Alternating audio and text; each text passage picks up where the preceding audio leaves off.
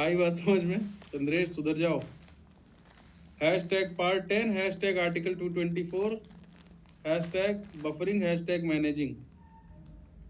Chandresh hashtag सुधर जाओ और सभी लोग हैशटैग फोकस। समझ में आई बात? आर्टिकल 244 पार्ट 10 में कॉन्स्टिट्यूशन ने स्पेशल सिस्टम ऑफ एडमिनिस्ट्रेशन का प्रावधान किया है दो जगह के लिए, शेड्यूल्ड एरिया और ट्राइबल एरिया। शेड्यूल्ड एरिया और ट्राइबल एरिया के लिए, शेड्यूल्ड एरिया और ट्राइबल एरिया के लिए पार्ट 10 आर्टिकल 244 में प्रोविजंस हैं। अब दोनों जगह पे कौन सी पॉपुलेशन डोमिनेट करती है? Tribal population. दोनों जगह पे कौन सी पॉपुलेशन पाई जाती है? Tribal population. तो सर अंतर क्या है? अंतर क्या है? शेड्यूल 5 एरियाज नॉर्मल स्टेट्स हैं जहां खूब बड़ी नॉर्मल आबादी है। For example Madhya Pradesh, for example Madhya Pradesh, for example Orissa, जहां मान लो 4-5 करोड़ की नॉर्मल पॉपुलेशन है। उसमें कुछ बेल्ट्स हैं जहां बहुत ही heavy concentration of tribal population है। आई बात समझ में? सपोज एक नॉर्मल ये स्टेट है मध्य प्रदेश, उसमें एक एरिया है, इस एरिया में सिर्फ ट्राइबल्स रहते हैं और इनकी संख्या काफी ज्यादा है। देयर इज स्ट्रॉन्ग मतलब प्रेजेंस, इनफ नंबर्स हैं, लैक्स में है और काम भर का बड़ा एरिया है। अब इस पूरे नॉर्मल आबादी की दुनिया के बीच में ये ट्राइबल्स, इनके अपने जैसे भील पॉपुलेशन, भील हो गए, गोंड हो गए, तो मध्य प्रदेश में भील सबसे ज्यादा पाए जाते हैं, ठीक है, और भारत में प्रोबेबली गोंड सबसे ज्यादा पाए जाते हैं। तो कहने का मतलब है अब ये जो पॉपुलेशन है, इनकी जो समस्याएं हैं, ज्यादातर इनका पूरा जीवन में इनके कस्टम्स मोस्ट इंपॉर्टेंट एस्पेक्ट्स हैं। इनका कस्टम्स, इनकी अपनी दुनिया है, ठीक है, और वो कस्टम्स इंपॉर्टेंट है, साथ में इनका जो जीवन है, लाइवलीहुड है, वो नेचर के अराउंड जमीन से और जंगल से जुड़ा हुआ है। इनकी जो समस्याएं हैं वो अलग हैं फ्रॉम शेड्यूल्ड कास्ट पॉपुलेशन और अदर बैकवर्ड क्लास और फॉर दैट मैटर नॉर्मल दूसरी दुनिया के लोगों के, दूसरी सो कॉल्ड बाकी लोगों की जो समस्याएं हैं उनसे ट्राइबल पॉपुलेशंस एकदम अलग हैं और ये काफी वल्नरेबल हैं। तो सरकार किसी एरिया को शेड्यूल 5 या शेड्यूल 6 घोषित करती है तो वो अलग फोकस और लाइमलाइट में आ जाते हैं, वहां का एडमिनिस्ट्रेशन अलग तरीके से चलाया जाता है और उनको स्पेशल फोकस दिया जाता है। और केंद्र सरकार ध्यान रखती है कि भाई यहां शेड्यूल 5 और शेड्यूल 6 एरियाज का ध्यान रखना है। क्या आपको मामला समझ में आया? तो नॉर्मल स्टेट्स के कॉन्सेंट्रेटेड बेल्ट्स शेड्यूल 5 एरिया, उसे बोलते हैं शेड्यूल्ड एरिया। और इसके अलावा एएमटीएम नॉर्थ ईस्ट के स्टेट्स जहां पूरी पॉपुलेशन ही ऑलमोस्ट, भले अलग अलग ट्राइब्स हैं लेकिन पूरी ऑलमोस्ट पॉपुलेशन ट्राइबल है, उसे ट्राइबल एरिया। आई बात समझ में? दोनों के नियम कानून, दोनों के नियम कानून, दोनों के नियम कानून थोड़े से अलग चलेंगे क्योंकि यहाँ ट्राइबल पॉपुलेशन है, इनका ध्यान रखना है, इनके कस्टम्स का ध्यान रखना है, इनके इश्यूज को सॉल्व करना है। कहने का मतलब सरकार का स्पेशल फोकस है। तो पहले पैराग्राफ में सिर्फ 4 फैक्ट्स याद करने हैं। Scheduled area, schedule 5, tribal area, AMTM states, article 244, 244 और पार्ट 10, इतना सा याद कर लिया तो काम खत्म। और एएमटीएम में, अब एएमटीएम में मणिपुर है कि नहीं पहले ही रटवा दिया है, अगर नहीं रटा है तो आज रट लो। एएमटीएम में, एएमटीएम जल्दी से बोलो तो ऐसा लगता है एटीएम। एटीएम की जरूरत किसको नहीं होती? जिसके पास मणि है, मणि।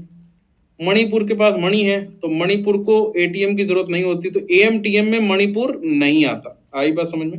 असम, मेघालय, त्रिपुरा, मिजोरम है, मणिपुर नहीं है। आई क्या बात समझ में? मणिपुर का काम अपने आप चल जाता है क्योंकि उनके पास मणि ऑलरेडी है। तो जल्दी से इंट्रोडक्टरी पैराग्राफ पढ़िए, जल्दी से, quickly read the introductory paragraph, quickly.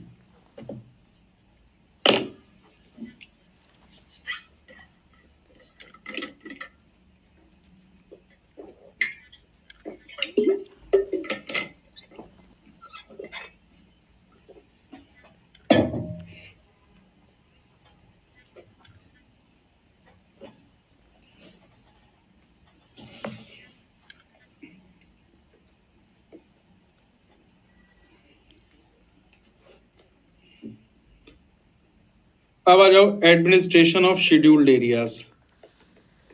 Administration of scheduled areas. Administration of scheduled areas. Scheduled areas का एडमिनिस्ट्रेशन क्या होगा? तो शेड्यूल्ड एरियाज में भी कौन सी पॉपुलेशन पाई जा रही है? Tribal population. इनके लिए लिखा हुआ है इनहेबिटेड बाय एबोरिजिनल्स। तो एंथ्रोपोलॉजी वाले लोग ये शब्द बहुत सुने होंगे, एबोरिजिनल्स, किसी जगह के ओरिजिनल पाए जाने वाले लोग। तो scheduled areas are treated differently from other areas in the country because ये एबोरिजिनल ट्राइबल पॉपुलेशन द्वारा इनहिबिट किए जाते हैं, जो कि सोशली और एजुकेशनली बैकवर्ड है, और इनके उत्थान के लिए स्पेशल एफर्ट्स की जरूरत है, स्पेशल फोकस की जरूरत है, कस्टम्स को और इनके प्रॉब्लम्स को सॉल्व करने की जरूरत है। देयरफॉर जो नॉर्मल एडमिनिस्ट्रेटिव मशीनरी है, जो पूरे राज्य में नॉर्मल एडमिनिस्ट्रेटिव मशीनरी होती है, वो not extended to scheduled area. उसकी जगह एक अलग सिस्टम जैसे होता है ना, ऐसा समझ लो कि बड़े लोगों को अलग दवाई दी जाती है, छोटे बच्चों की दवाई अलग होती है, छोटे बच्चों की सिरप वाली अलग दवाई होती है, छोटे बच्चे हैं, स्पेशल केयर करने की जरूरत है। वैसे ट्राइबल पॉपुलेशन है, मतलब इसका कंपैरिजन वो छोटे बच्चे नहीं है, इसका मतलब ये है कि स्पेशल केयर दी जानी है, तो उनके लिए जो नॉर्मल एडमिनिस्ट्रेशन है उससे थोड़ा अलग फोकस्ड रिक्वायर्ड, जो रिक्वायरमेंट के हिसाब से एडमिनिस्ट्रेशन चलेगा। ठीक है, तो यहां पे सेंट्रल गवर्नमेंट जो पूरे देश का समझ लो गार्जियन कौन है? Central government. पूरे देश में ओवरऑल सबसे इंपॉर्टेंट सेंट्रल गवर्नमेंट, मतलब वैसे तो स्टेट गवर्नमेंट कोई कम इंपॉर्टेंट नहीं है, लेकिन कहने का मतलब गार्जियन वाले रोल में सेंट्रल गवर्नमेंट रहती है। तो देखो क्या लिखा है, the central government has somewhat, इसीलिए समवॉट वर्ड यूज किया है, greater responsibility with these areas.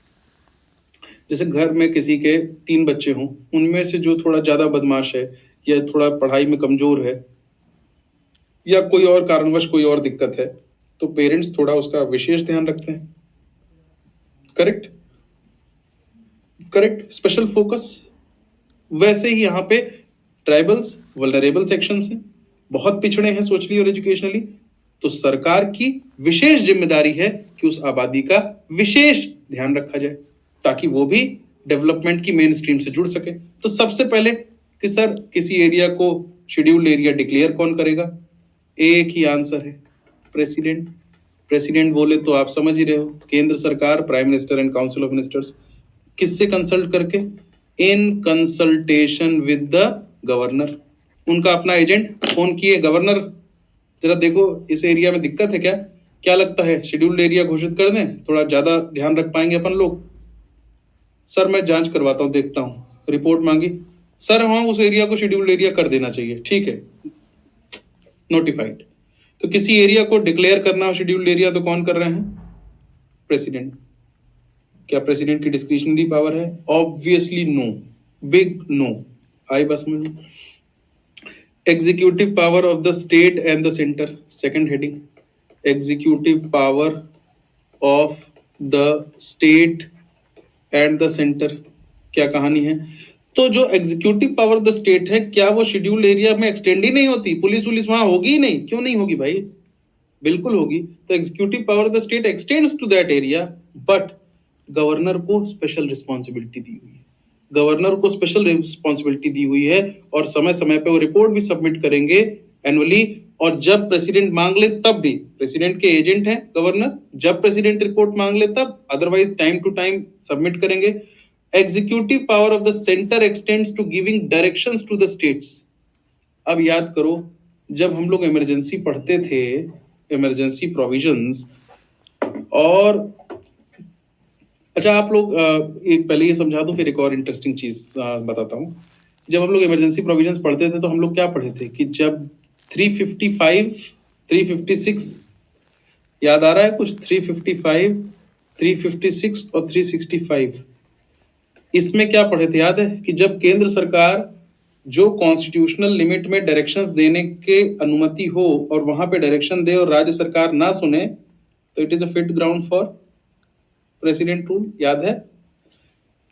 355 में रिस्पॉन्सिबिलिटी है कि राज्यों की सरकार संविधान के हिसाब से चले, ना चल पा रही हो तो इमरजेंसी घोषित कर दो और सब कुछ ठीक करो। और 365, अगर केंद्र सरकार कोई आदेश दे, obviously within the constitutionally allowed limits, और राज्य की सरकार उसे ना फॉलो करे तो प्रेसिडेंट रूल लग सकता है। तब मैंने कहा था कि कुछ कुछ चीजें ऐसी हैं, कुछ कुछ जगहें ऐसी हैं जहां central government is empowered to give directions. एक एग्जांपल आपके सामने आ गया, जैसे कि केंद्र सरकार शेड्यूल्ड एरियाज के लिए स्पेशल इंस्ट्रक्शंस दे सकती है और स्टेट अगर फॉलो नहीं करते। अच्छा देखो, तो ये समझ में आ गया, वो वाला डिस्कशन जो शुरुआती बचपन के दिनों में हम लोग ने इमरजेंसी प्रोविजंस में डिस्कस किया था, आज वो आ गया। दूसरी बात कि अभी अगर आप लोगों ने डिबेट देखी हो, आज ही मैं देख रहा था, थोड़ा सा टाइम मिला मुझे, एक वीडियो बनाना था, अभी आपको ब्रेक में एक वीडियो भेजूंगा जिसे आपको पूरा देखना है 1.25 पे, ठीक है। तो मैं वन नेशन वन इलेक्शन का वो पार्लियामेंट्री डिस्कशन देख रहा था, तो आप देखिए कि जब हमारे लॉ मिनिस्टर आंसर देते हैं तो आर्टिकल 327 का जिक्र आया है। मैं उस पर एक वीडियो शॉर्ट्स बनाऊंगा। तो विपक्ष का आरोप है कि साहब, पहली बात तो आपके पास इतनी पावर नहीं है, ये सब पावर है नहीं, और है भी तो आप बेसिक स्ट्रक्चर ऑफ फेडरलिज्म पे चोट कर रहे हैं। तो मंत्री जी कह रहे हैं कि देखो भाई, ना मैं स्टेट लिस्ट बदल रहा, ना मैं सेंट्रल लिस्ट बदल रहा, ना मैं कॉन्करेंट लिस्ट बदल रहा, and it is very much under the constitution under article 327। अभी मैंने एक बड़ा अच्छा वीडियो बनाया है, अभी जस्ट आपकी क्लास इसीलिए आज डिले हुई है और इसी रिकॉर्डिंग के चक्कर में, आर्टिकल 327। तो वो बोले कि 327 में प्रोविजन है बकायदा कि पार्लियामेंट प्रोविजन कर सकती है। अब क्या बोलोगे? आई बात समझ में? आई बात समझ में? आई बात समझ में? अभी मैं वीडियो भेजूंगा, पहले इस पे फोकस करो, ठीक है। तो कहने का मतलब ये है कि कई बार आप पार्लियामेंट की डिबेट्स देखो, कई बार जैसे हम लोग किसी आर्टिकल के इंटरप्रिटेशन में कंफ्यूज होते हैं, तो खुद पार्लियामेंट में भी उसी लेवल की बातें हो रही होती है कि नहीं भाई, ये लिखा है, इसका ये मतलब है। और ऐसी बातें जब क्लियर नहीं होती तो सुप्रीम कोर्ट जाती है, सुप्रीम कोर्ट कहता है नहीं, हम जो बता रहे हैं ये फाइनल मतलब है। मतलब जरा सोचो, हम लोग कैसे सब जानेंगे? मंत्री जी को विपक्ष को बताना पड़ा कि देखो भाई, आर्टिकल 327 है और उसके चलते कर रहे हैं, जाके देखो, वो भी देख रहे होंगे बेयर एक्ट खोल के, अच्छा अच्छा है।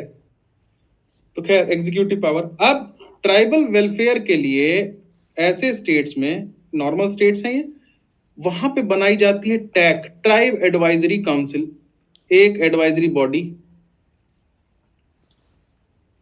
बनाई जाती है, ट्राइब एडवाइजरी बॉडी। ये बॉडी ओवरऑल गाइडेंस, ज्ञान, इंफॉर्मेशन, ये इस बॉडी जो है सब कुछ देती है। आई क्या बात समझ में? आई क्या बात समझ में?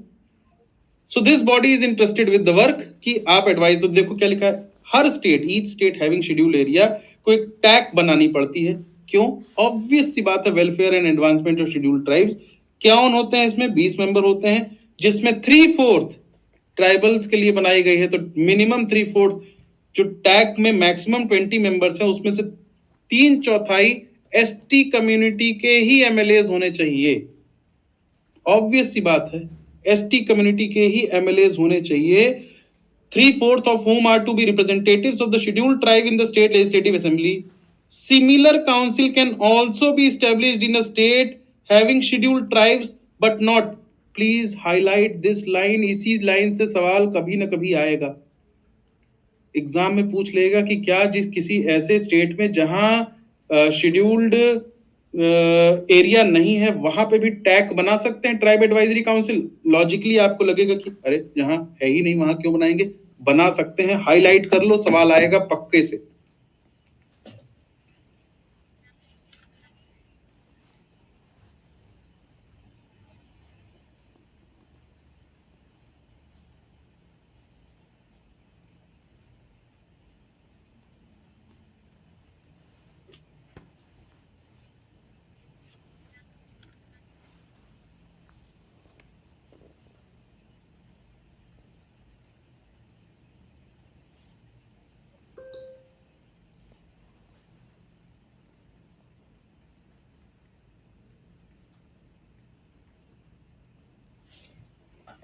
कर लिया? And law applicable to scheduled areas, law applicable to scheduled areas, laws applicable to scheduled areas. Scheduled areas क्या है कहानी? Governor is empowered to direct, मतलब कोई भी नॉर्मल कानून कस्टमाइज करा जा सकता है गवर्नर द्वारा। गवर्नर इज empowered, प्लीज ये याद रखना। क्यों बना सकते हैं? वहां पे ट्राइबल्स तो होंगे ना, इतने ज्यादा ट्राइबल्स नहीं है कि शेड्यूल्ड एरिया घोषित करना पड़े, पर ट्राइबल्स के वेलफेयर, अगर कम भी पॉपुलेशन है तो वेलफेयर के लिए बनाएंगे। और क्यों बनाएंगे कशिश? सोचो लॉजिकली, जबरदस्ती क्यों ही बनाएंगे? लॉजिक, टैग बनाई जाएगी तो क्यों ही होगी? ट्राइबल्स के वेलफेयर का ध्यान रखने के लिए, सुझाव देने के लिए। तो governor, please highlight this word again, exam में बस ये याद रखना है। Laws applicable to scheduled area में पहला लाइन गोला मार लो बिल्कुल। Governor is empowered to direct कि कोई particular act of parliament also, not just state, parliament का भी कोई कानून या स्टेट लेजिस्लेचर का does not apply to scheduled area. या तो गवर्नर का नहीं नहीं ये अप्लाई नहीं होगा, या जैसे छोटे बच्चों की मदर्स होती हैं, कोई अगर छोटे बच्चे को होली में गुलाल लगाने जाए, 1 महीने के बच्चे को, तो मदर रोक देंगे, रुको रुको रुको रुको रुको, क्या लगा रहे हो? उनका ये नहीं नहीं नहीं, नहीं ये नहीं लगेगा। फिर किसी का फूल थोड़ा सा लगा दें, फूल से खेल लें छोटे बच्चे से होली, वो कहेंगे नहीं नहीं रुको रुको, दिखाओ एलर्जी तो नहीं। देखा उन्होंने, अच्छा इस एलर्जी, बोले अच्छा ठीक है पैर पे डाल दो। तो जैसे मदर अपने बच्चों का ध्यान रखती है, वल्नरेबल है, वैसे ही यहाँ गवर्नर को ध्यान रखना है। कोई भी कानून पार्लियामेंट का हो या स्टेट का हो, मना भी कर सकते हैं, या किस मॉडिफिकेशन से होगा, वो परसेंटेज से कैसे होगा यार अब्दुल्ला? परसेंटेज थोड़ी है, कॉन्सेंट्रेशन। आई बात समझ में? तो गवर्नर, जल्दी से laws applicable to scheduled areas, जल्दी से पढ़ो। Laws applicable to scheduled areas,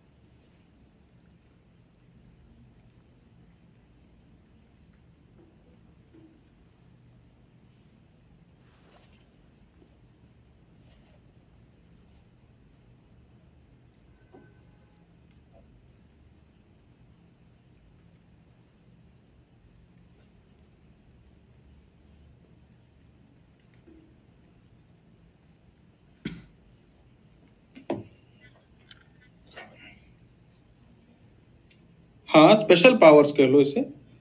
वैसे भी गवर्नर की डिस्क्रिशनरी पावर बहुत ज्यादा है, हमने पहले ही पढ़ा है चंद्रेश कि wherever the question arises whether it is discretionary power of the governor और not, the decision of the governor shall be final. तो ये स्पेशल रिस्पॉन्सिबिलिटी वाली पावर समझ लो।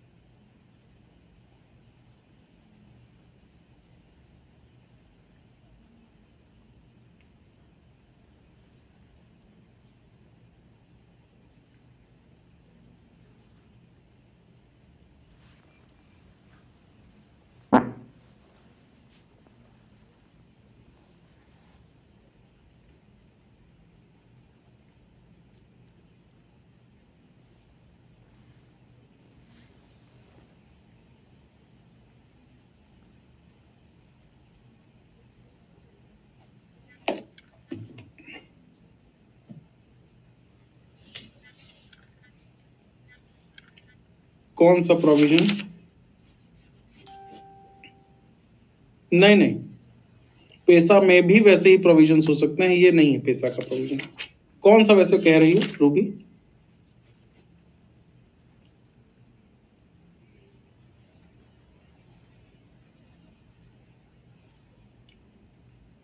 हाँ, क्योंकि स्पेशल रिस्पॉन्सिबिलिटी किसकी है? केंद्र सरकार की है ना।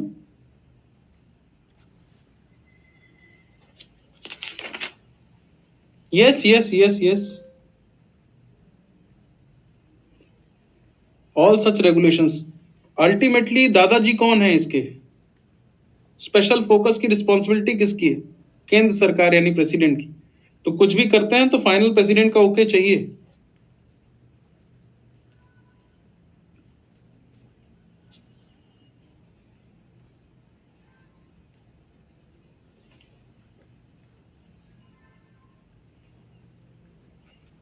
तो आज आप लोगों को एक छोटा सा टास्क, जल्दी से पढ़ लीजिए इसे तब बताओ। आज कई सारे टास्क रहेंगे, टारगेट नोट करने के लिए कॉपी पेन रखिएगा।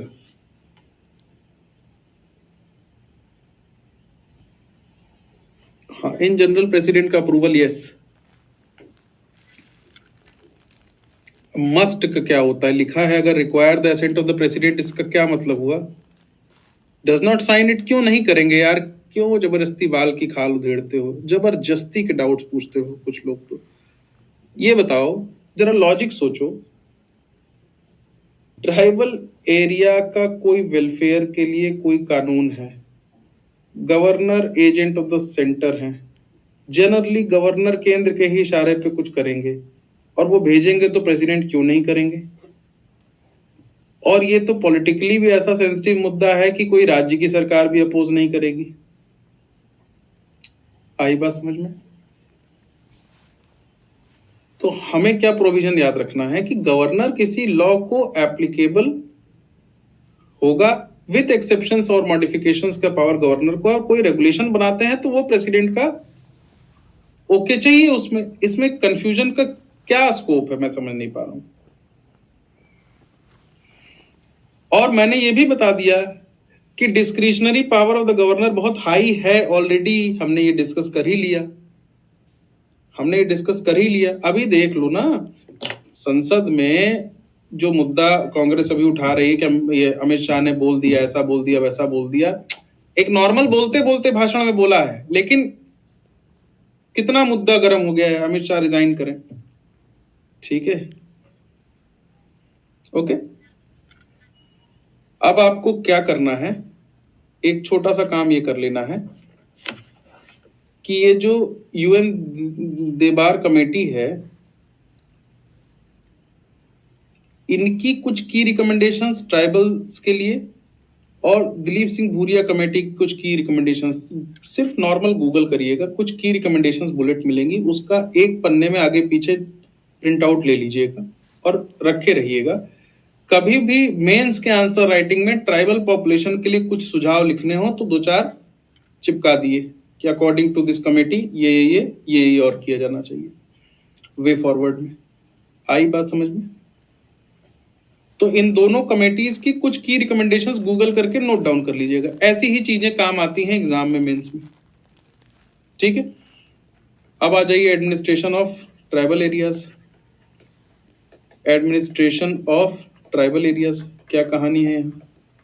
ट्राइबल एरियाज की क्या कहानी है? देखो, ये वही एएमटीएम वाले राज्य हैं। यहाँ ऑलमोस्ट पूरी ट्राइबल पॉपुलेशन है, बस अलग अलग ट्राइब्स हो सकती है, पर ओवरऑल पूरी ट्राइबल पॉपुलेशन है।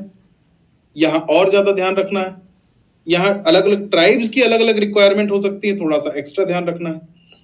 तो इसमें आपको 10 पॉइंट दिख रहे होंगे, 10 points. Can you see 10 points? सीधे इंट्रोडक्टरी पैराग्राफ पढ़ने की जरूरत नहीं है, आप सीधे ये 10 पॉइंट पढ़ें और जिस पॉइंट पे डाउट हो वो एक एक बता दें। वो मैं डिस्कस करूंगा क्योंकि डाउट आना नहीं चाहिए, फैक्चुअल है ये 10 के 10, लेकिन अभी पढ़िएगा। यूनिट 6 पे भी मंडे को टेस्ट होगा, इसलिए अभी के अभी पढ़िए। डाउट इन 10 पॉइंट में से किसी पॉइंट में डाउट हो तो पूछने में संकोच नहीं करना है, लेकिन अभी 10 के 10 पढ़िए quickly. I am here itself.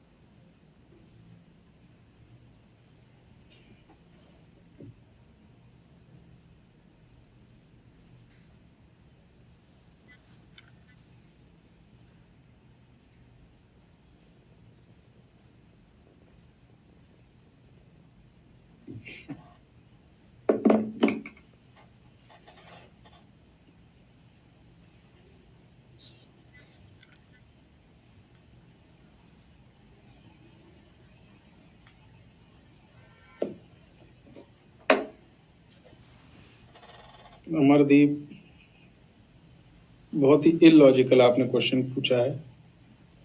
बताता हूँ, ये 10 पॉइंट पढ़ लीजिए, मैं बताता हूँ आपका डाउट।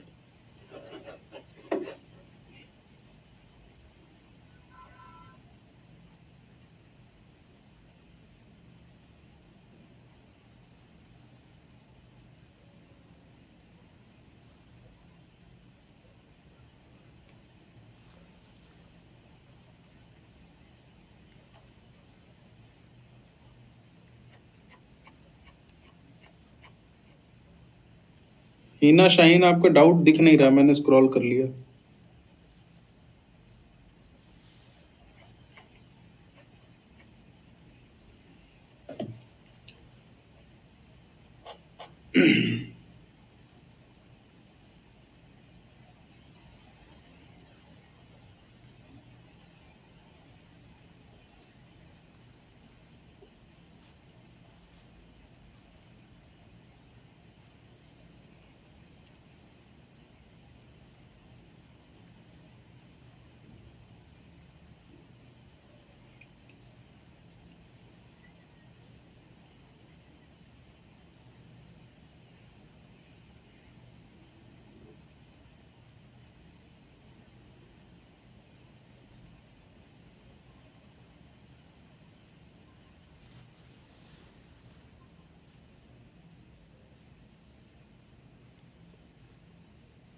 डन। ये 10 पॉइंट पढ़ लिए। पहले तो ये बताइए, इन 10 पॉइंट्स में से किसी को कोई doubt? I think these 10 points are clear. Factual points हैं, थोड़ा 2-3 बार रिवाइज करना पड़ेगा, रटना पड़ेगा, याद रखना पड़ेगा, बट कुछ खास कठिन नहीं है। लोकल लेवल के टैक्सेस यार, जैसे पंचायती राज में क्या थे, थोड़े मोड़े चुंगी सेस होते हैं, तो उनके हिसाब से छोटे मोटे टैक्सेस। कहने का मतलब ये नहीं कि कौन से टैक्सेस, कहने का मतलब ये है कि they are empowered, that is what is important.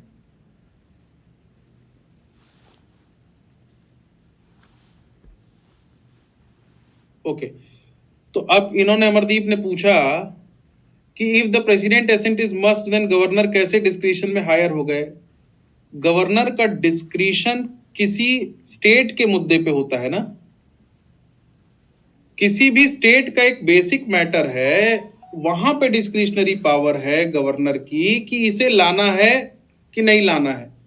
उसका प्रेसिडेंट के एसेंट से, प्रेसिडेंट का डिस्क्रिशनरी पावर की डोमेन अलग है ना, और गवर्नर के डिस्क्रिशनरी पावर की डोमेन अलग है।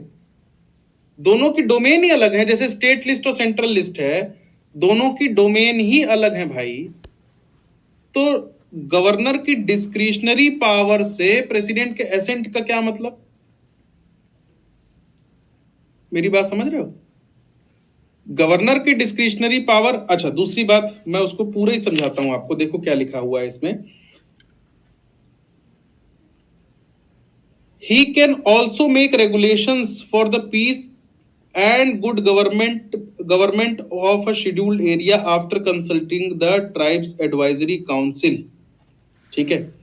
अच्छा, यहां पे डिस्क्रिशनरी पावर को आप लोग जबरदस्ती इसमें ज्यादा चिपका दिए। मेरा सिर्फ कहने का मतलब यह है कि अगर गवर्नर को, बड़ा सिंपल से एग्जांपल समझना है, हम लोगों ने इसको कॉम्प्लिकेट कर दिया। सिंपल से एग्जांपल यह है कि गवर्नर जो है वो एक मदर की तरह ऐसे एरिया का स्पेशल केयर करेंगे और वो रेगुलेशन बना सकते हैं। और माता जी ने जो रेगुलेशन बनाई घर के मुखिया का, उसमें ओके जरूरी है, इतनी सी बात है, इसमें डाउट कहां है? अब देखो क्या लिखा है।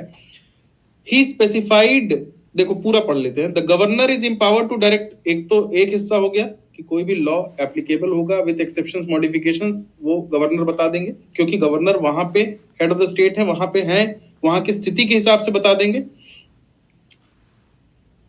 He can also make regulations for the peace and good government of scheduled area after consulting tribe advisory council। अब इसमें एक और चीज है कि टैग की भी एडवाइस मिल रही है, उसके काफी हद तक उसके एडवाइस से चलेंगे।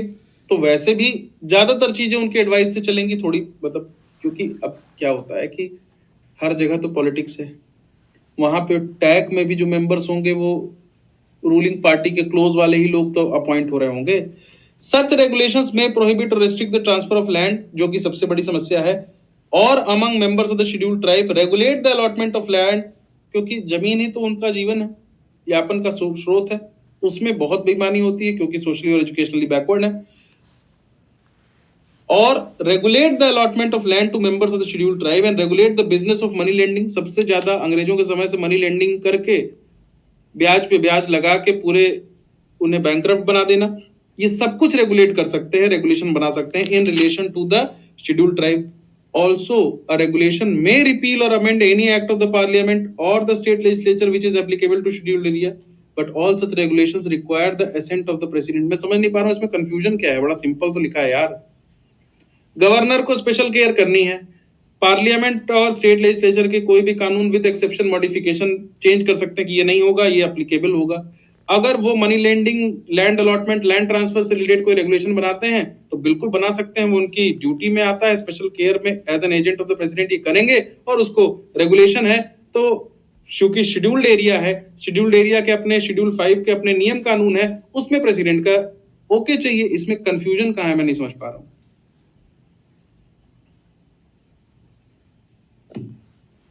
इसमें कंफ्यूजन कहां है?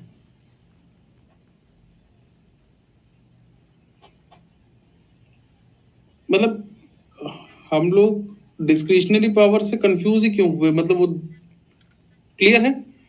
ओके, अब इस वाले में सिक्स्थ में fourth line, fifth line, sixth वाला बता देते हैं, ज्यादातर लोगों को सिक्स्थ में दिक्कत है ना। एट्थ पॉइंट, एट्थ डिस्कस करना है इस वाले में, और सिक्स्थ, एक मिनट, सिक्स्थ और एट्थ और कोई, बस सिक्स्थ और एट्थ दो ही में दिक्कत है। सिक्स्थ और एट्थ के अलावा और कोई एक बार बता दीजिए दोबारा, फिर एक्सप्लेनेशन के बाद मत बोलिए सर थर्ड और बता दीजिए। सिक्स्थ और एट्थ के अलावा और कोई?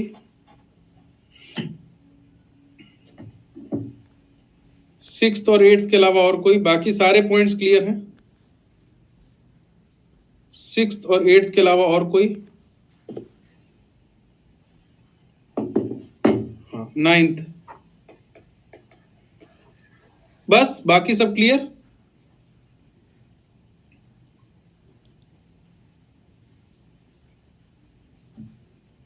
तुम यार जानबूझ के कह रहे हो क्या? थर्ड में कुछ भी नहीं है चंद्रेश, जबरदस्ती तुम टाइम वेस्ट करवा रहे हो। थर्ड में कुछ है ही नहीं। अलग अलग ट्राइब है तो उनके लिए ऑटोनोमस रीजन, डिवीजन के अंदर सब डिवीजन कर सकते हैं, इसमें क्या डाउट है यार तुम्हें? जबरदस्ती की बात करते हो, मतलब इसमें डाउट क्या है?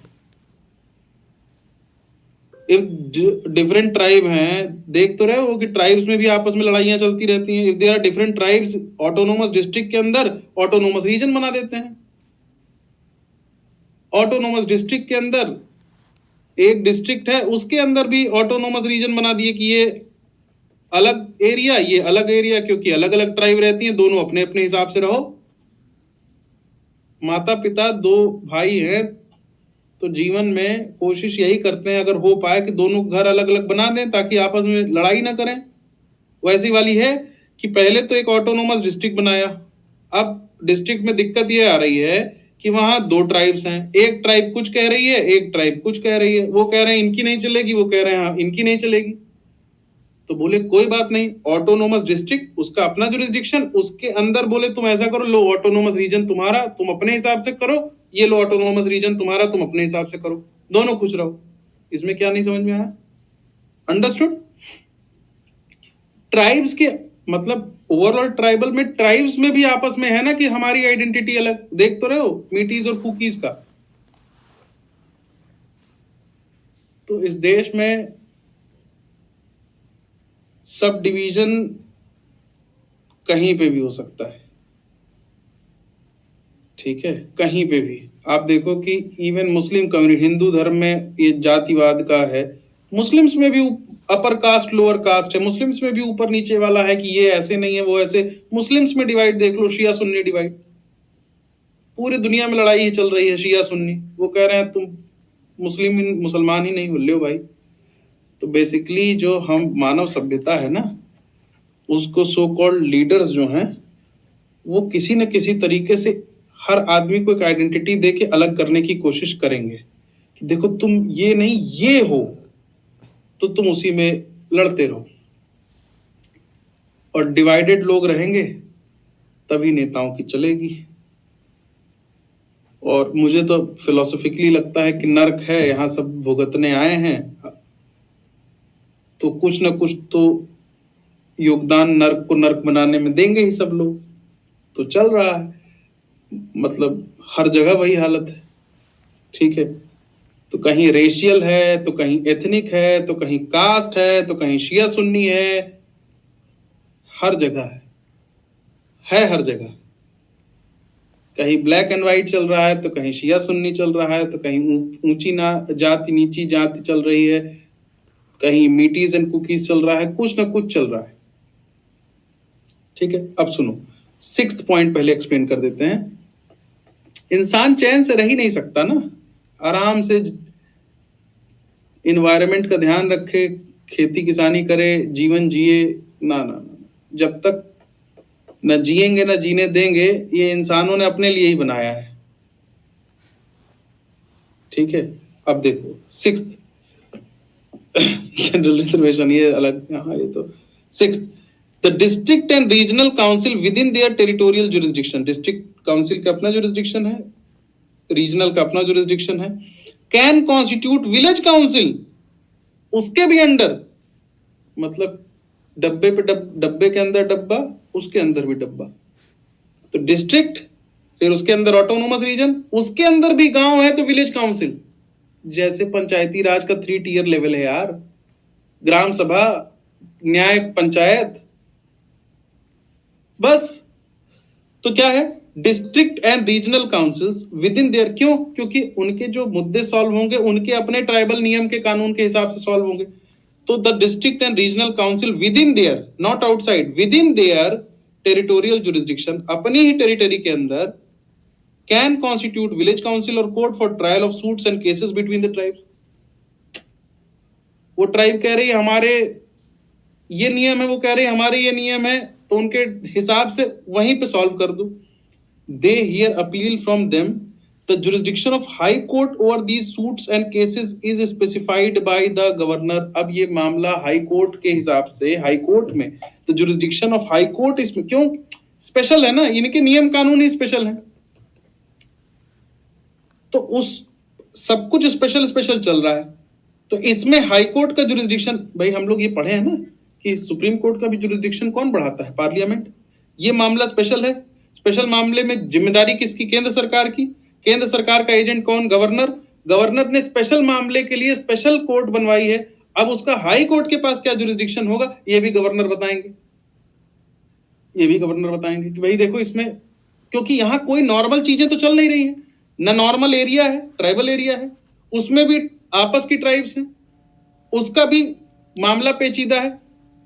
तो गवर्नर बताएंगे कि भाई देखो एक मिनट, इसमें जुरिस्डिक्शन जितना हम बता रहे हैं उतना ही, ये मामला अलग है। तो कई बार हमारे मन में आता है कि जैसे हाई कोर्ट का कोई गवर्नर कैसे, पार्लियामेंट से ऊपर कुछ नहीं है, और ये नियम है सिर्फ इसके लिए गवर्नर बता सकता है। सरकार बताएगी जो स्टेट की, वो करना होगा। ठीक है, तो गवर्नर को ये पावर क्यों मिल रही है? शेड्यूल 5, क्योंकि स्पेशल, शेड्यूल 6 स्पेशल फोकस है, स्पेशल पावर्स। तो देखो ना कि लद्दाख में वो शेड्यूल 6 एरिया की बात कर रहे हैं ताकि सारी स्पेशल पावर्स आ जाए। अभी सारे नॉर्मल नियम कानून चल रहे हैं वहां पे। तो जो वो लगातार सोनम वांगचुक बोल रहे थे, क्यों बोल रहे थे कि ये नॉर्मल नियम कानून हटाओ भाई, यहां मामला अलग है, यहां सारे नियम कानून स्पेसिफिक चलेंगे, वो सिस्टम ही बंद करो यहां पे। उसी के चलते सारा गड़बड़ हो रहा है। ठीक, 8वां क्या है?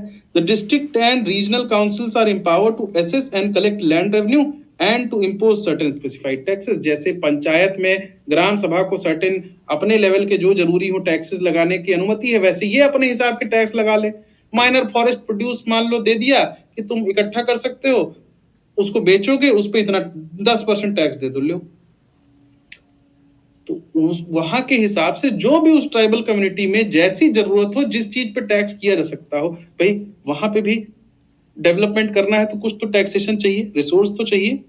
सरकार के पैसे के अलावा कुछ पावर, ऐसा थोड़ी है कि बहुत पैसा ट्राइब उस एरिया में, भाई वैसे पिछड़ा एरिया है, वहां से बहुत क्या 30% जीएसटी थोड़ी ले ले रहे होंगे। कोई छोटी मोटी चीज कि भाई ये तुम करते हो, इसी से ये 5% तुम टैक्स दोगे।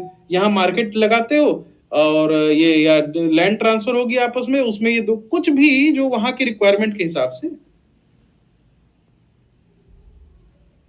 क्लियर है? Is it clear? Is it clear? I think we are clear with. अब एक रीडिंग कल आप करोगे तो आपको पूरा क्लियर हो जाएगा। बस कल के कल इसकी एक रीडिंग कर लेना, ठीक है? कुछ भी नहीं है ये, सिर्फ सो कॉल्ड बड़ी कोचिंग्स में ये सब पढ़ाया भी नहीं जाता, हम लोग पढ़ लिए, डिस्कस कर लिए। एक रीडिंग आप और करोगे, आपको 100% सब कुछ क्लियर हो जाएगा। ठीक है? ओके, ठीक है। तो अब ये बात हो गई। अब ऐसा है, एक रिवीजन बस हो जाए, कर लेना तो क्लियर। दो चार जब भी कभी सवाल आ जाएंगे, एक आध दो अगर कुछ एक्स्ट्रा पॉइंट मिल गए, आप क्लियर हो जाएगा, समझ लो। इसको 2 बार पढ़े, 90% क्लियर। एक दो टेस्ट लगा लिए, पूरा क्लियर। ठीक है? It is purely factual. थोड़ा क्या प्योरली फैक्चुअल है। जो शुरू में हमने पढ़ा कि कस्टम्स और ट्राइबल्स का स्पेशल केयर करना है, इसके अलावा सिर्फ फैक्ट ही तो है। 9th पॉइंट में exception, the act of parliament और state legislature do not apply to autonomous district and autonomous region और apply with specified modification and exceptions. का मतलब यह है कि जो चीज नहीं लागू करनी है वो, कि ये लागू नहीं होगा। कोई कानून बना पूरे टेरिटरी ऑफ इंडिया के लिए बना, उसमें से ये सब क्लॉज 3, सब क्लॉज 4 यहाँ के लिए लागू नहीं होगा, वही लिखा हुआ है। या लागू होगा तो इस मॉडिफिकेशन के साथ। कहने का मतलब यह है कि ये स्पेशल केयर वाली जगह है, स्पेशल पॉपुलेशन है, तो स्पेशल नियम कानून है। आई बात समझ में?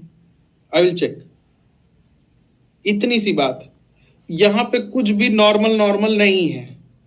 पूरे देश के नॉर्मल नॉर्मल चीजों का एप्लीकेशन जरूरत पड़ी तो चेंज हो जाएगा मॉडिफिकेशंस और एक्सेप्शंस के साथ। इतनी सी बात है इसमें। आई बात समझ में? कुछ है नहीं। नॉर्मल नियम कानून इस स्पेशल जगह पे या तो नहीं लगेंगे या मॉडिफिकेशन और एक्सेप्शन के साथ लगेंगे। That is all we are talking about. आज ये आपको एब्जॉर्ब हो जाएगा, कल जैसे ही आप पढ़ोगे आपको सब कुछ क्लियर हो जाएगा। स्टैनली ने क्या पूछा? अच्छा ठीक है, तो बाकी लोगों के लिए 6 मिनट का ब्रेक है। ये 6 मिनट का ब्रेक है।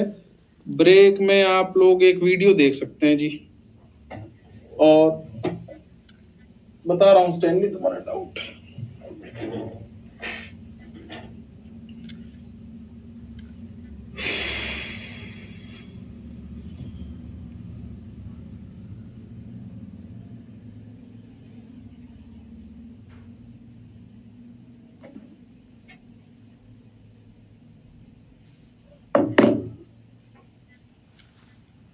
Yes yes yes yes.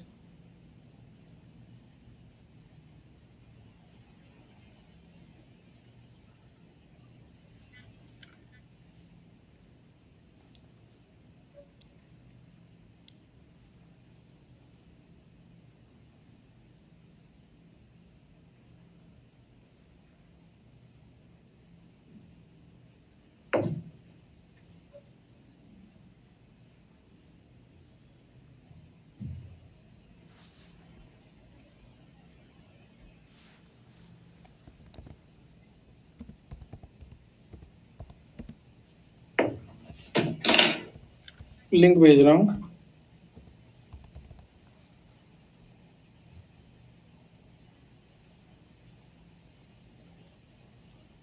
JPC news में था, उसका होलिस्टिक कवरेज कर दिया है। 1.25 पे पूरा देख डालिए। मैं स्टैनली क्वेश्चन पढ़ लेता हूँ। 1.25 पे पूरा देख डालिए, 5 मिनट बाद यूनियन एंड इट्स टेरिटरी पढ़ेंगे। Union territory, sorry, union and it's territory नहीं, यूनियन टेरिटरी। 1.25 पे पूरा देख डालिएगा और वीडियो को प्यार देना कंपलसरी है।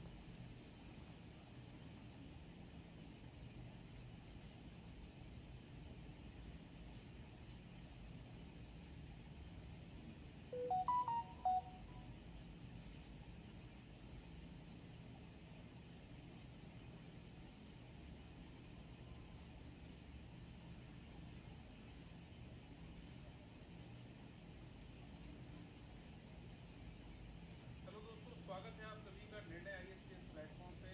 मैं हूं स्नेहिल त्रिपाठी और आज एक बर्निंग टॉपिक, लगातार ये मुद्दा वन नेशन वन इलेक्शन पूरे मीडिया में छाया हुआ है। और अभी आज फ्राइडे को